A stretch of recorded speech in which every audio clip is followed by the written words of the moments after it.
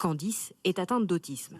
Impossible pour elle d'aller à l'école en transport en commun. Elle prenait donc tous les jours un minibus spécialisé mis en place par le département pour les enfants handicapés. Ça m'aide à être moins fatiguée parce que prendre le bus, ça fatigue beaucoup. Et là, je vais dans une voiture, je parle avec la personne. Mais à partir de la rentrée, elle n'aura plus le droit à ce type de transport. Décision du conseil départemental. Il ne prendra plus en charge les enfants scolarisés dans une école élémentaire à moins de 5 km de chez eux et à 10 km pour le collège.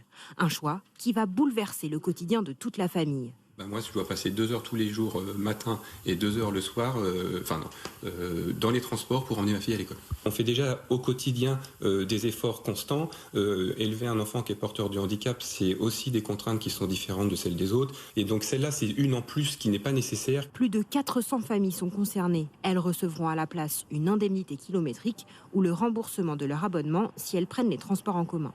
Si le département a fait ce choix, c'est par souci d'équité, selon lui. Il ne s'agit pas d'économie, c'est vraiment pour pouvoir soutenir le nombre plus important de jeunes les plus éloignés du transport. Parce que là, ça coûte autant plus cher.